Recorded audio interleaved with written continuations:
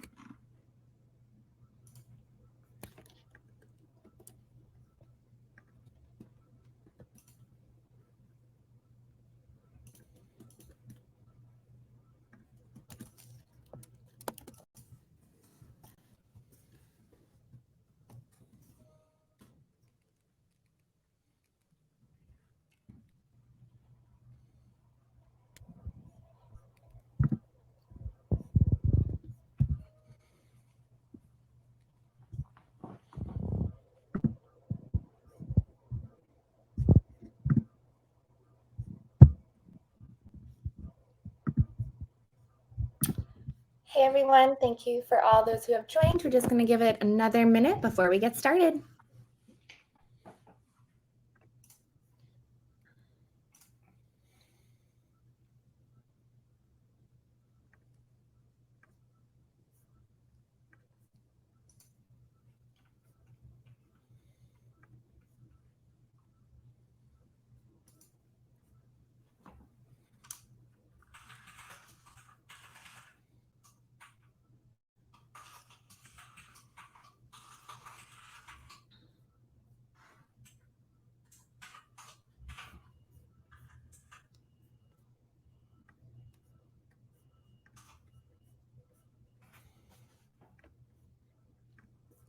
Great, let's get started. Hi everyone, thank you so much for joining Eat Risk for Breakfast. My name is Victoria and I'm the Channel and Field Marketing Manager for the East here at Critical Start.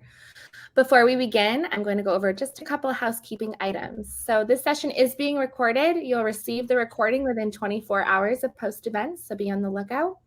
We'll be launching polls throughout the presentation, so please be sure to only click your answer once. Get chatty, engage with our speakers and each other. Feel free to use the chat function, which I see some of you already are. The more interactive the presentation, the better. Everyone is automatically muted. If you'd like to ask your question live, please click raise your hand and we'll bring you up on stage. Otherwise, place your question either in the chat or text Q&A. Today, we are giving away a Green Pan Ultimate Breakfast Gourmet Grill to a lucky attendee.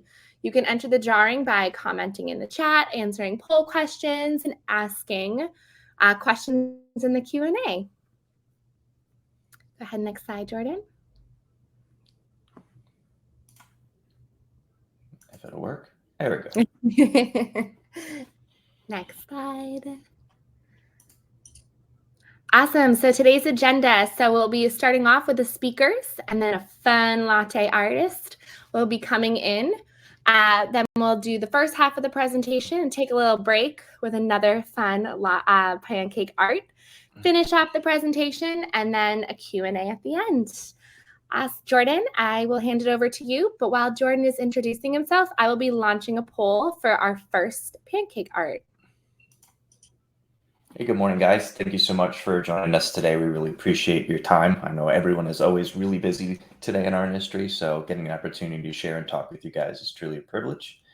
My name is Jordan Mariello. I'm the Chief Security Officer at Critical Start. It's a really ambiguous title these days, so I'll define a little bit what I actually do here for you guys.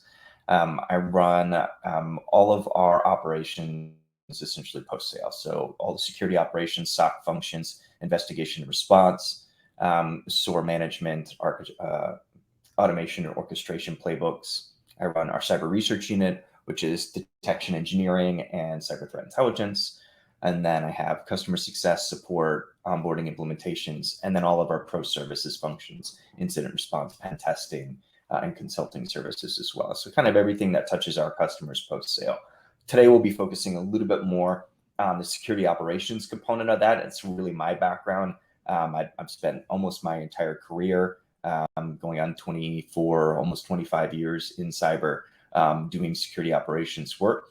Been here at Critical Start for almost a decade doing that. Prior to that, helped build and then ran the Security Operations Center globally at Experian.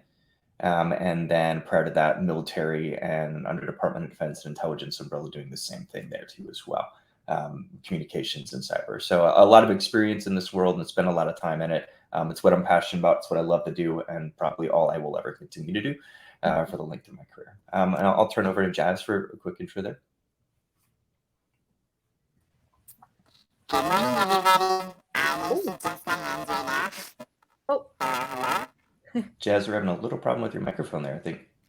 Can you hear me? Test, test. It is very distorted. Okay, here, let me try something else. Okay. it looks like you all voted on Yoda as the winner as well. So once we get started, we'll have that. Awesome. Okay. How about now? Can you hear me? Much better. Awesome. Awesome. Thank you so much. My name is Jasmine. I'm the founder of Get Cake Delay. I know you can only see my hands right now. I apologize, but we're going to make some really cool pancakes. I see that Yoda does look like it is the winner. And so if you're not familiar with pancake art, our motto is if you can imagine it, we can create it. Hence the really, really fun designs that we're going to go ahead and get started with. So usually what I do whenever I create pancake art is I start with the middle. And the reason why we start with the middle is because we need to make sure that we have the correct sizing for everything. And so I'm not sure if anybody's made pancake art at home before. And if you have, go ahead and drop it in the chat for us so that way I can, be aware of who's trying this stuff. But all you have to do is get your favorite pancake batter, a little bit of food coloring, and bottles that have a squeeze nozzle. All right. So Yoda, it's so funny that everybody picked Yoda. It's actually my dad's, well, not Yoda specifically, but Star Wars is my dad's favorite movie. So this is really cool. And funny enough, he's actually one of the characters that we make often. We still have kids that ask for Yoda, which I think is really special. All right, he's got some pretty wide ears. And if you make pancake art at home and you have kids, right now I'm going to go ahead and do a lot of color. You'll see, me drop a bunch of different things in here. But if you're working at home, something to make it easier is you can also just do a brown batter. So you don't actually have to always do color if you don't want to. I add color. I don't have kids personally, so I have the time to do stuff like that. But yeah, gives you options. And so now that I'm done with that, I'm going to go ahead and fill in all of my colors. I'm going to turn up my heat a little bit at the same time, so that way it's cooking for you. Awesome. And this part's kind of satisfying. I would say it's oddly satisfying, just like watching everything fill in the edges. Nice. All right. So after this, we'll go ahead and add an outline to it. Perfect.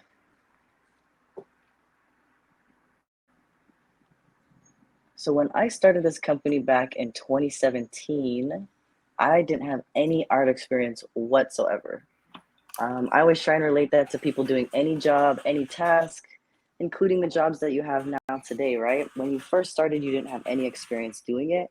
And so when I started, I didn't have any art experience, so I really had to hit drawing as hard as I could. I remember working, a couple of jobs because Los Angeles is hard to live in. But then I also remember just drawing nonstop on like papers, receipts, in between calls, really at any point that I could, because I was just so drawn to creating pancake art at that point. And so since 2017, 2016, I've been making pancake art for about 7 years now. What you're going to see is the finished, polished product. But I have to tell you, the first one was not so hot. It was to the point to where my mom, I sent her a picture and she actually told me not to quit my day job. So she eventually supported me quitting my day job. This is the only thing that I do full time at this point. And yeah, she's my biggest supporter, but I think it's always a funny story, especially knowing that, we all start from level 0 at least. Okay, so this is about to flip. And before we flip, I always do a countdown together. So we're going to do it. I'm going to do a count up. On the count of 3, 1, 2, 3. And that's going to be our Yoda for today. And I'll hand it back over to Jordan and Victoria now. Thank you so much, Jazz. That's amazing. All right, Jordan, stage is all yours. Jazz is setting unreasonable expectations for what my kids are going to want me to do with pancakes over here. So we're going to see what we can try this coming weekend, apparently. All right. It's possible. All right, guys. So today I'm going to talk about, as we get into this stuff that's between the fun pancakes, I'm going to talk about maximizing security operations for the business. So really in this, what I'm talking about is the data that we have in security operations, and which is significant. Right? A lot of times it's easy to look past the amount of telemetry data and things that are available that actually have business value to us, that's actually in our security operations center, that's in the metrics, the data, even in the incidents that we have. Right? And so I want to talk through that and how it can impact what we do from a day-to-day, from a risk perspective too as well. Let's see if we can get the slides to change here. All right. So you guys know this all too well, right? The only constant in cybersecurity world is change these days. Right? Every week, every month, sometimes every day, it's a new threat type, it's new threat actors, it's new cloud services, it's new vendor technologies, it's new compliance standards, whether that's new zero-day threats, adversaries in the middle, from phishing to smishing to every other thing that we can see, and even major events like Log4j or Kaseya Odays that had many of us running around doing all kinds of extra work, to new threat actors from all over the world, from China to Palestine, to new malware variants, like even things like most recently, like Valley Rat, which is a new remote access Trojan that's targeting Chinese language operating systems, right? And new cloud services that we're all adopting, using in our businesses, and that then we have to find ways to protect. Every new vendor technology that wants to try to help solve that problem for us, because every time there's new technologies that we're adopting or new changes, there has to be a new vendor or a new piece of tech that is then going to solve that problem for us, that we should all then, of course, buy, correct? And then new compliance standards, GDPR, CCPA. Every couple of years, we have a new one that we have to learn, abide by, get compliant to, that's going to impact our business or potentially expose risk. And these things are the constant we have. And it's unique to our industry in that the problem that we face is that our innovation has to keep pace with or be driven by countering criminal activity. In addition to the nation states and the other things that we often see, right, the primary actors we actually see in cybersecurity are cyber criminals. That's most of the activity. It's driven by the desire to make money. And that innovation that is driven by them is what we then have to keep pace with. And nobody else in the world has to face that problem the way that security practitioners have to. And it leaves us at a constant pace of change and a constant need to keep up with going on in the world. And so what's been the consistent value add from security operations? Along the way, there has always been this standard or this staple, right? Detect and respond to attacks to prevent compromises from becoming breaches. And this has been what we've all kind of stood on. This is what SOC does. If we've built a SOC, been a part of a SOC, had a small security operations function, had an MDR service provider like us, MSSP, whatever it is, this is the expectation.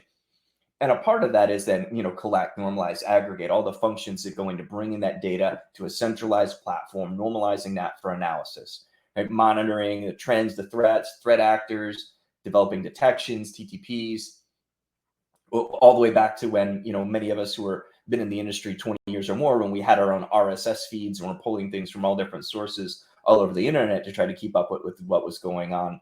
Now to subscription services for threat intelligence and updates and monitoring automatically social media and scraping all that data for us. And then recruit, train, equip security analysts to conduct analysis and incident response. This is actually a challenging function that often we overlook, but it is a serious and difficult issue. These are the staples or the core pieces of what kind of comes together to make the detect and response capability that SOC has been built on really for the last 20 years of cyber. So what's the problem with that?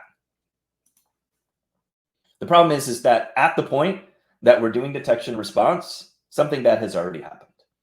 We've already had an attack against the environment. We've already had some kind of vulnerability with exposure. We're responding to an incident that compromised a user or a machine or a credential, right? Something has occurred that we're actively responding to, and now we're in the reactive security mode.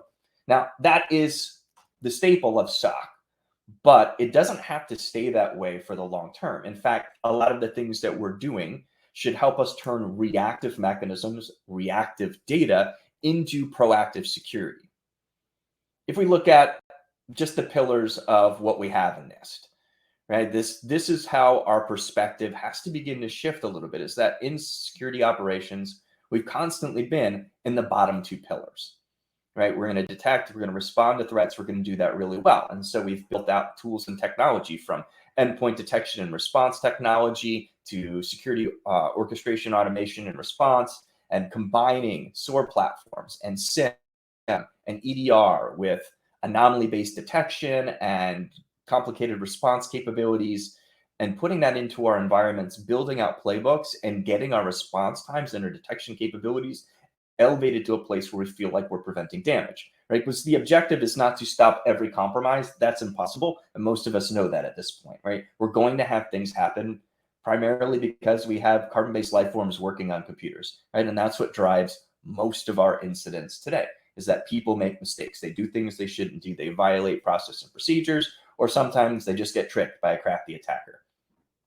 So those things are going to happen. So how do we turn that back around into the things that can help reduce the amount of risk, inform change for the environment, and prevent risk for the business overall? And if we look at what we've expected from the tactical outcomes from SOC, right, the common outcome expectations, especially from us as security practitioners, have been very tactical based to detect incidents within the environment, respond in a timely manner, ingest and analyze threats, and measure performance against standardized metrics. This is what we've done for years. There's not anything wrong with this. We still need to do this well. It's a staple of what we do to prevent it, because we will always have this problem, but we can significantly impact this problem if we understand that the board perspective and ELT perspective for the strategic outcomes for the SOC is not the same as our tactical outcomes for SOC. Right? The strategic outcomes that they're expecting are very, very simple, right? Reduce risk to the organization, prove the ROI for the risk reduction. And many of you who have to present to boards, you know that this is the core of the questions that they're going to ask, right? We may break that down into a couple of different categories where we look at, okay, how are we quantifying and aligning, accepting risk, or figuring out how to potentially transfer risk to third parties? How are we ensuring that investments are providing the greatest impact? And providing risk reduction by measuring security program improvement, right? This is a really important one. This is how we begin to break down and look at it from the board's perspective. And a lot of times this ends up being a holistic programmatic view of security, but we don't always align our security operations data to this very well.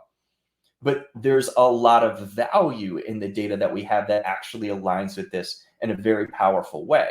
We have data on how many incidents we have, how often they happen, where do they happen in the environment, what types of systems did they attack, what types of vulnerabilities are taking advantage of, right? And we can use that to begin to measure and, oh, I didn't mean to change slides there, so I apologize. We can measure and change what's actually occurring in the environment based off the data of what metrics are actually providing.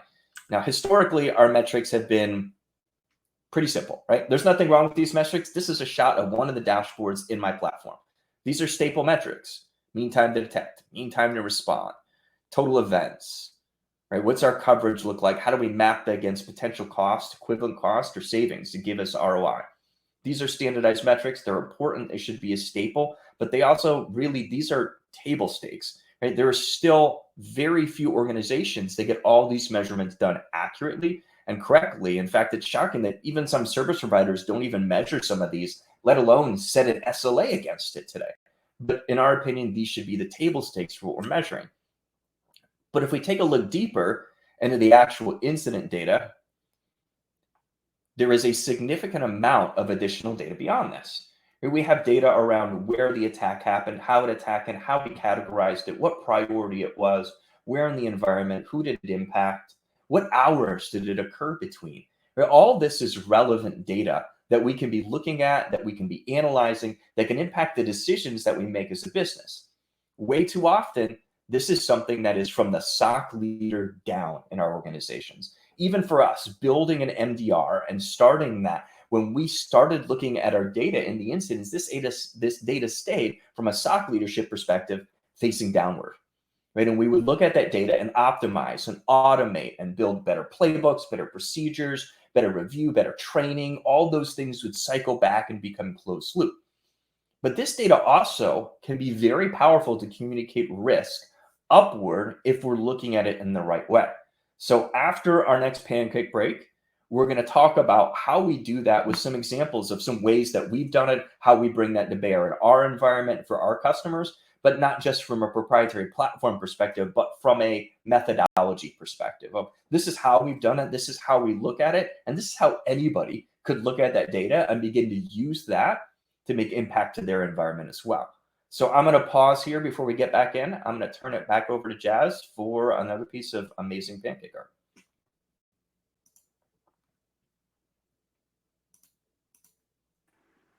Hello, hello. Awesome. Thanks so much for turning it back over to us. I am creating something in regards to everything that you've been just talking about right now. We're going to do some crazy socks today in regards to cybersecurity. And I'm going to keep drawing. I don't know if you can see it on the griddle. I don't know if you guys have a crazy socks day at work. We tend to wear pancake socks whenever we go to events out here. I usually buy my team more socks today. I'm not sure if anybody knows it, but today's actually National Pancake Day. So thanks for being on the call and celebrating that with us today. I think it's such a special day in our profession that I personally did not know about until I became a pancake artist, of course. But those are the things that you learn, right, as you go along. So I got some really good Q&As from people, and so I just wanted to go ahead and answer some of those. And if you have any more questions, please go ahead and drop them in the chat. I'll either get to them while I'm on the call with you right now, or I'll, respond to them later after when Jordan is speaking. So all that I'm using today is pancake batter and food coloring. I actually use Krusty's pancake mix just because it's my preferred mix. I like the way that it tastes. But we also have clients that are gluten-free. They're not able to have, like, let's say that they want a vegan batter. That's also something that we do too. So whenever we do those, you just want to look for the right consistency for pancake art. And what I tell people is you don't want it to be so thick that it hurts your hand when you squeeze out the bottle. And you don't want it to be so thin that it runs completely loose the opposite way so that you're not able to control it either. And the best way to look for that is if you're at home and you're mixing, I personally recommend using an electric mixer because those ones are extremely useful in getting out all of the clumps that we need when mixing pancake art. Because if there's a clump in this bottle, it actually stops everything. I'll have to go and not buy a new nozzle, but get a new nozzle. Sometimes I have to restart the pancake. Really just depends on the situation. But electric mixers are going to be your best friend whenever you make pancake art too. And I always tell people, if you're making pancake art at home with kiddos, I highly recommend keeping the griddle off entirely. We're working with heat here. I burn myself all the time. As you can see, I'm using a really, really nice towel to make sure that I don't burn myself. But that doesn't mean that it still, doesn't happen on accident, of course. So I recommend, again, just keeping the griddle off entirely for your kids. All right, so I'm done drawing my outline. As you can see, I'm filling in all my sock colors today. I chose yellow because yellow feels like a happy color. And today's a happy day, National Pancake Day.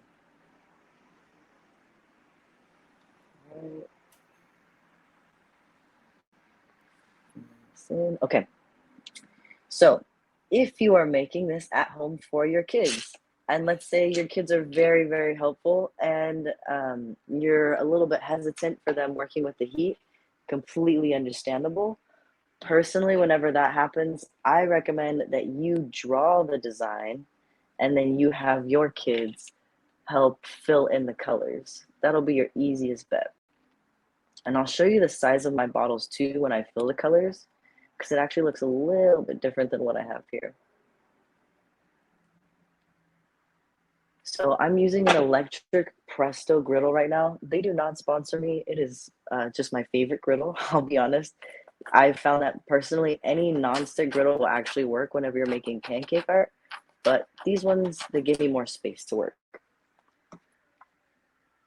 So I have that, and then I'm also gonna write something on the side for y'all. So funny thing, whenever you're writing for pancake art, you typically have to make sure that everything is backwards because there is a flip involved. And so I remember for my first pancake ever, I had written my mom like a get well soon thing because at the time she really wasn't feeling that good. But then when I flipped that pancake, it was completely backwards. And so that was the first day where I learned the lesson of everything's got to be in reverse, especially your words.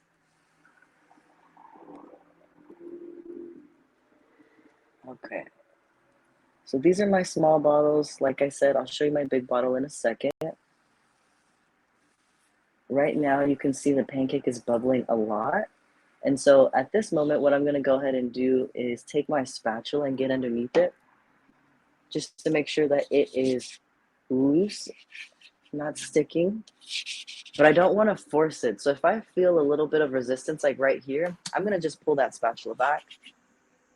I think the coolest thing about pancake art is that it actually teaches patience. The biggest lesson of all. Okay, it's ready because it's sliding on its own, but as promised, I'm going to show you how big my bottles are really quick. These are my my bottles. My large ones are really easy to fill color with and do like everything else, but these small bottles here, they're essential for me drawing all of my details. And if you'd like, I'll go ahead and put the links for everybody below too. Okay, let's do the same thing on the count of 3. 1, 2, 3. Nice. Okay. And that is going to be our second pancake for the day. And I'll pass it back over to Jordan. Amazing work. I'm definitely going to show the kids the recording. They're going to enjoy this one. I like the socks too as well. The bugs are great on there. Thanks. All right, let's get the screen shared again here.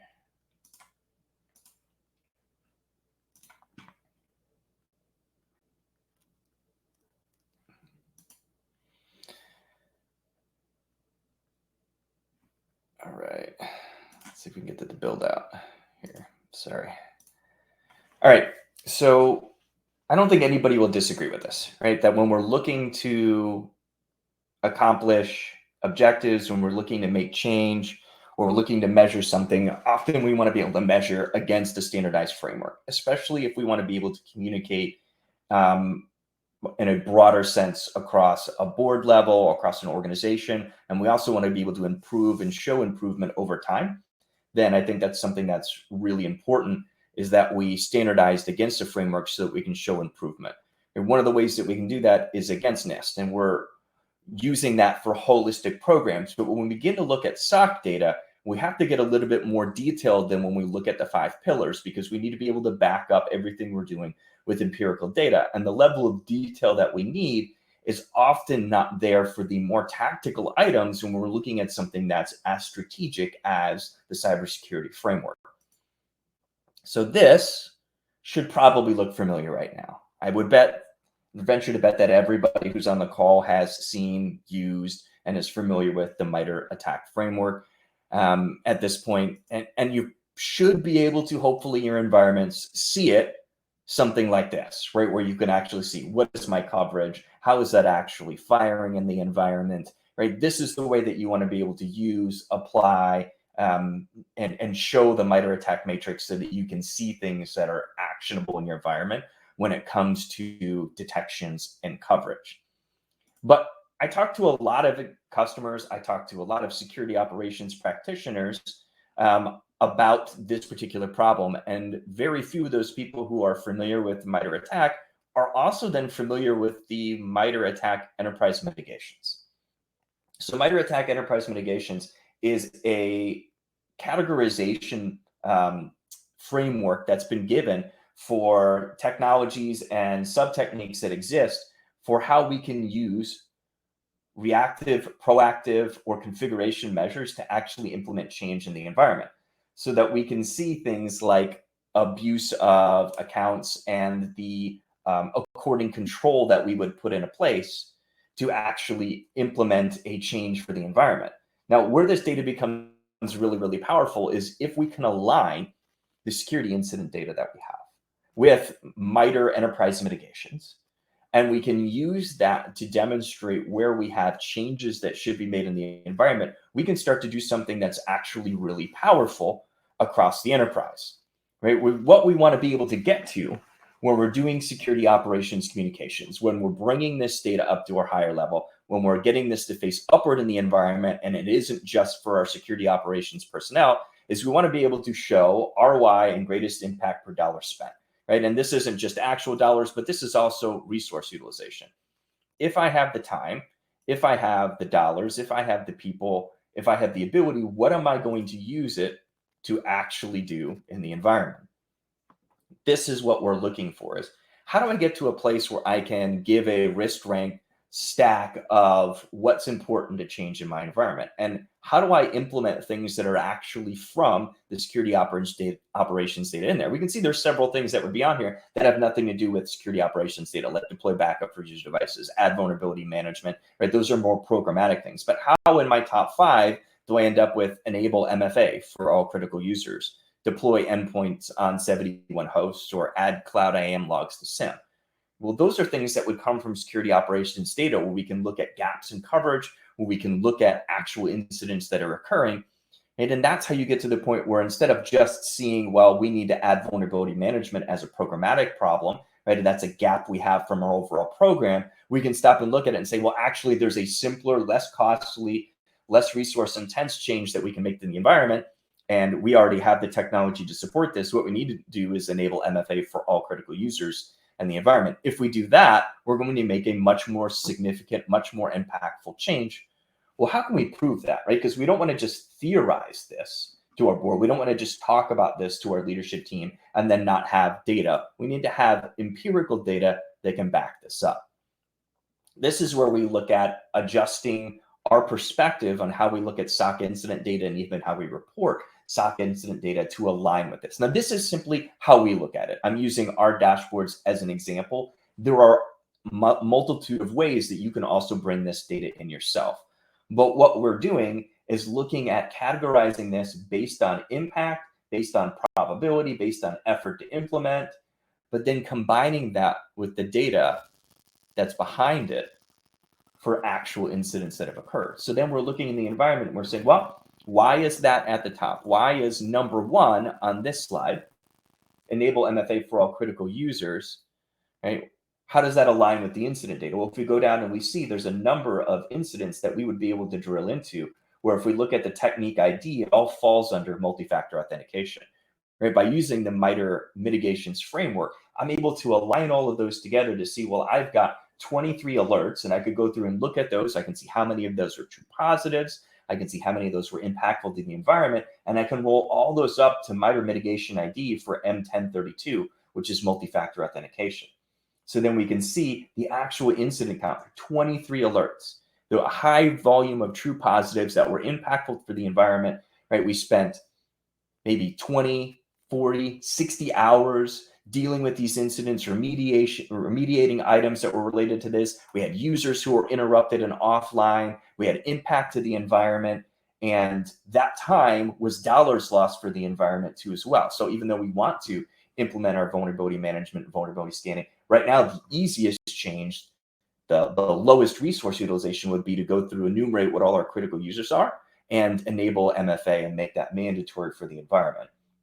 And this becomes something that we can use to justify change in the environment, that we can say, yes, I understand that maybe this is inconvenient, right? And you guys, I know, have to have those conversations too. I had to have them many times in my previous job when I was at Experian, because the expectation is from the board is that security is going to enable the company to operate. It's going to help us function in a way that is secure and reduce risk, but without becoming something that's a roadblock to functioning and operating the business. Right? So we're going to use that empirical data to go in and say, yes, this may feel inconvenient to have MFA, but probably 2 weeks into it, they'll forget that they're even doing it. And this may feel inconvenient, but it's going to reduce a significant amount of potential risk to the organization. And then you can even go in and fight some of those other problems, like password policy problems, right? Where we have maybe, somebody who is one of those pesky users that still has an exception for having their password changed. And we're seeing exposure and risk from a password policy perspective in our environment. And those attacks are being successful, generating a high number of alerts. We can use that as the justification for how we go through and implement a change that those people are probably going to make noise about. Maybe they're influential, maybe they have the ear of someone important like a CIO, right? And they can go and make this complaint and they listen. Well, you don't ever want to be arguing what you think versus what they think, right? What you want to be doing is having them argue with the simple facts of what you have, right? Here's the data. I can't argue with the data. It is risk that the business is being exposed to. And although it's an inconvenience to you, that's your feeling. But here's my factual empirical data around what actually is happening in the environment. And that's how we begin to implement change for things that are often those battleground areas in our environment.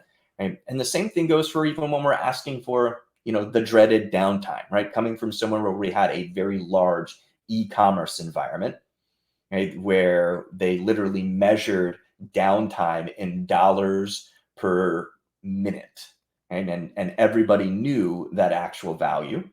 And we still were able to implement change by prioritizing appropriately. So when we contextualize data from security operations, those people were looking at our vulnerability data, combining that with what's happening from our threat intelligence perspective that's coming out of those teams. And then we're looking at it and saying, yes, we have this many vulnerabilities, but we're going to justify having an impact to our e-commerce environment where we're going to have an hour of downtime because this is currently weaponized and being exploited. It's a part of ransomware kits. Yes, there's exposure and it's in our environment, but there's so much more than this. It's a part of the following ransomware families, and it's targeting potentially our industry right now.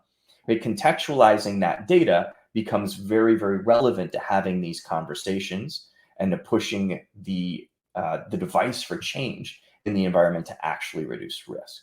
I'll pause for a second because I see there was a couple questions that popped up, and I wanted to answer that as I saw it pop up. It seems it might have actually gone away. Have you seen an uptick in threats with migration to the cloud, or is on-prem still a high-risk environment too? Yes, there's an uptick in threats from migration to the cloud, but it tends to be as that any time there is a major change like that, right, there's always an uptick in threats as we understand how the environment's attacked. As attackers are trying to figure out how do they monetize those environments for their potential attack schemas. And on-prem is still high risk as well, but there's not necessarily less risk in cloud versus on-prem, right? These are all going to be targets, right? They're going to look for the path of least resistance to make dollars.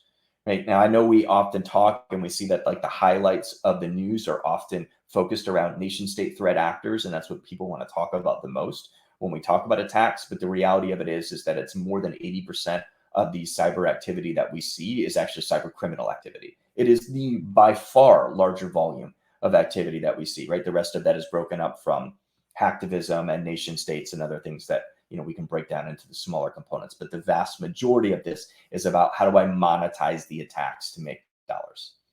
And so when we see that, they're always going to be looking for the path of least resistance. So as we make change, as we implement new technologies, cloud services versus on-prem, it's just going to be a matter of time for them figuring out how they monetize that. So I wouldn't say one environment is necessarily less risk to the environment. It really matters about implementation, controls, and the things that you're putting in place. Can you scan for PCI compliant devices? I'm not sure that's something we're necessarily looking at in the way that we're doing things here.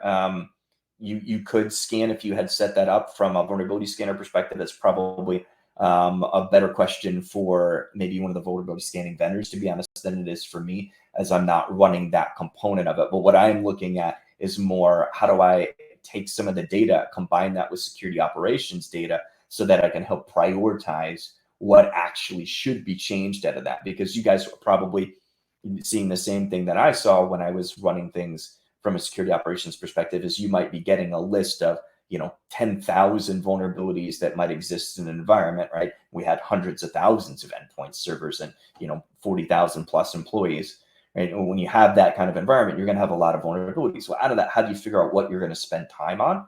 Right? That's what we were looking for and trying to prioritize, and that's what we're trying to give here is talk about, well, how do you combine security operations data? And the same goes for you guys. This doesn't necessarily have to be our technology that does that, but it's the idea that you have this data in your security operations data set.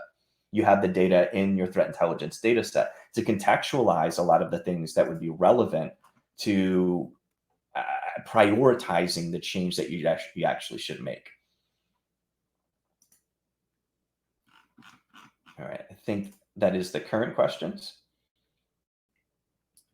All right. So one of the things that I like to point out is that the path is going to be different for every environment, right? And that if we just apply a standardized framework, right, and we say, well, there's always one way to approach securing and improving the environment, and it's always going to be the same things. Well, that's actually not true, because every environment is architected differently, right? And every business has different risks. And if we're going to talk about adjusting to the risk for the business, if we're going to talk about understanding the strategic implications, then we need to be able to align to the business's needs, not just to the threat. And a lot of times we confuse those in our industry, is that we confuse vulnerability and threat with actual risk, right? Risk is understanding what it could impact the business in a negative manner too as well, especially when you look at it from a leadership perspective down. Even when I examine risk to the business of critical start, right? When I'm looking downward from that perspective, I'm examining, well, what can actually impact our business? What can impact revenue? What can impact our goals and objectives, our strategy? What can negatively impact our employees and their employment, right? Those are the things that you start looking at from a leadership perspective versus the threats. And so when we do that, we have to understand that it's going to be very different. And if we combine that with the data on the back end that we already have, what helps us prioritize a path that actually can match with the business need. And more importantly, it can help us communicate when we do have to do things that are maybe unexpected by the business, how there's data to back that up and how that's impactful to reducing risk at a higher level. Those are tough conversations to have, and you have to equip yourself to have them so that you can figure out what this path is. Everybody's path is different. It shouldn't be the same from business to business. If you're a CISO and you're on the call, had more than one CISO job, your path to getting risk reduction at your current job is probably different than it was at the last job, because you're matching that to the need of the business. And you can use the data that you have to help you prove empirically what you should be doing. When we look at the pillars, we can break this down and we begin to look at this from a perspective of individual components, pillars, and then improvement over time. Right? One of the things that you want to be able to do with this data as well is also show how you've made improvements afterwards. You want to measure before, you want to measure during, you want to measure afterwards, and you want to measure against a framework. So the conversation we wanted to have today was very simply that. We wanted to talk about, how do we get SOC data? What data is available? How do we apply that? And then how can we use that against standardized frameworks to get better communication with and reduce risk for the business and not just address threats? So I'm going to pause here. We're going to start working on another piece of pancake art while we throw to potential Q&A. We can talk specifically about things that we've talked about on here, but we can also talk about ongoing current threats, remembering that as an MDR provider, Critical Start does have 2 million endpoints under monitoring right now. So we see a lot. We have our own cyber research unit and teams that are always doing research and monitoring these things. So always happy to talk about ongoing issues and things that are happening from that perspective too as well. Thanks, Jordan. While Jazz is getting ready for her next art, I'll be launching another poll question.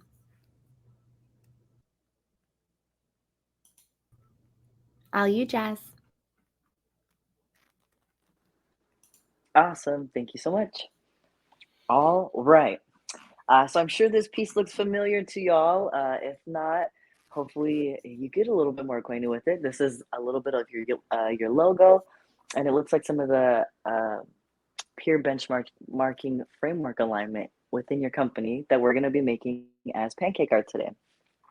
So I started it a little bit just because, as I mentioned prior, we have to do everything backwards. So if you can see, this is a backwards S. I have to tell you, I mess that letter up regularly and backwards now, more frequent than ever because of the fact that I actually do pancake art. It makes it incredibly challenging whenever I'm writing things regularly as well too, because I tend to write backwards nowadays. My brain just kind of works like that, funny enough. But yeah, I feel like with enough of doing the same thing repetitively over and over again, I'm just sure, like, even in the skills that you are, things kind of become second nature. And so, even with filling colors or letters nowadays, images, logos also have to be backwards as well. Those things, myself, our team has been trained on. And right now, I actually have some team members at a different event too, just because National Pancake Day is super busy for us, which I'm very grateful for. And so they're also rocking out making backwards logos too, and making sure that everybody gets some delicious pancakes for the day. All right, so I'm doing my last colors. The biggest thing about these pancakes right now is they're all individual blocks. And so I want to make sure that I connect these with a color that either suits the image or fills the negative space in a really pretty way. And so this time, because the negative space in between is white, we're going to go ahead and cover that entirely. Now that I've done filling in all of my colors, I can go ahead and turn up my griddle. So if you are making these at home, that is your cue to go ahead and turn it up after you're done filling. And this is the fun part too. I say filling is the easy part, drawing is the easy part, but then I always tell people that waiting for these pancakes is probably the hardest part. Whenever we go to pancake art parties, we usually have a bunch of kids in front of us that really only want the pancake. I find that most times adults are more interested in the process, and kids are like, just give me the dang pancake already. They kind of rush us, but that's okay.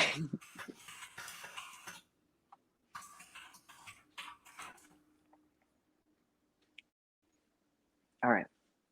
So, in my lifetime, I've made a few ginormous pancakes. Some of the questions that we usually get are, what is the biggest pancake that you've ever made? And I'm not sure if anybody's familiar with the movie Up. It's my favorite Pixar movie. I love that movie. And so I made a pancake one time, and it actually ended up being the size of the entire griddle. And so when I flipped the pancake, I ended up needing it like two spatulas to flip it. And usually I don't need two spatulas, but I'm talking about I had to grab it with both hands and throw it on the other side, basically, and hope that it landed. So that was the biggest pancake that I've ever made. Another question that we always get to is also, what are some of the craziest pancakes that you've ever made? And I usually, we start with, because we're all adults, we sometimes we go and do bachelor and bachelorette parties. We also do caricature parties. I mean, we'll make anybody anything as a pancake as long as we don't get in trouble for it. That is our rule. We'll do anything for you. But I would say our most requested pancake is, I would say a few of them are actually, not that a few of them are Elsa. I don't know what it is about Elsa. Everybody loves Elsa still. Very, very prevalent in little kids. We also get Spider-Man nonstop. It's another good one for us. And with adults, I'd say that we probably get people's pets the most, or their kids, which to me, if you ask me, they're in the same category. They're still their babies. So yeah, we get a lot of dogs, we get a lot of cats. Those are probably our most popular pancakes that we make for adults. All right, so I am checking to make sure that this pancake is ready to be flipped. And I know that it's ready when it slides around like that. Perfect. All right, we're gonna do our last countdown together, or count up, on the count of 3. 1, 2, 3. Nice.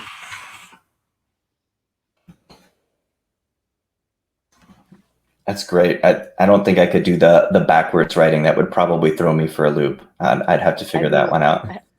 I'm listening to all the things that you're talking about, and I'm like, so I think we are where we're meant to be right now. I think we're in the right spot. We had a couple questions, and I did respond in text, but I'll just address those for everyone too as well. One was about password management. Is, how do you handle users that can't remember their passwords? And I think probably a cheeky comment: use a sticky note on the monitor. Unfortunately, we've seen that before in real world. In our professional services teams, when we were much smaller in the early days of Critical Start, actually ran the pen testing team too as well. And we were out in the field doing a physical security assessment. And we happened to get into the building for this targeted environment at the time. And from there, we were able to access all the way up to the CEO of the company's office. And I walked into his office, flipped over the keyboard, and there was the login password for the computer, but also the login password for the business's Bloomberg account, which, if you're a publicly traded company, which they were at the time, and you had the ability to log in as the CEO to Bloomberg and make a press release, you could do some serious damage to the company. So these things are very real. They do happen. People do make Post-it notes and put them on their computer. And that's where I think enterprise password management tools are the right approach for that, right? Where you can enforce one complex password that's changing, yes, and has a regular rotation on it, but it's the only one they have to know. And the rest of the passwords behind that can kind of be abstracted a layer where the system is remembering those, automatically filling those in. You can change those on a regular basis, and they only need to remember the one password instead. Ironically enough, one of the solutions that we use for that, even internally at the company, is 1Password. On a personal level, I use a solution called Bitwarden, and like that one personally quite a bit too well. So it's really good mobile device integration for iPhone and Android as well. So which is really important if you want to have kind of that smooth process that causes people not to try to bypass the tool and just do something different because the tool is too inconvenient. Let me go. What are key core competencies that Critical Start brings to security best practices? So in the core competencies, obviously the core of our business is managed detection and response. Is what we've been known for a decade, what we've been doing. Where we really begin to branch out from that is looking at the other components of identify and protect. We do recovery often is pro services in our opinion, although there are some things that we do there. We do really work heavily in the identify and protect core competencies too as well. And we look at those pillars for how do we do asset visibility? How do we look at gap coverage? Where are endpoints deployed? Where are they not deployed? Where do we have visibility? What logs are missing for key use cases that align with the business? And then protect, how do we contextualize and bring in data from CMDB, from vulnerability management, align that with security operations data, right? These are all things that we do. They are part of our solution to bring those in and bring that holistic picture.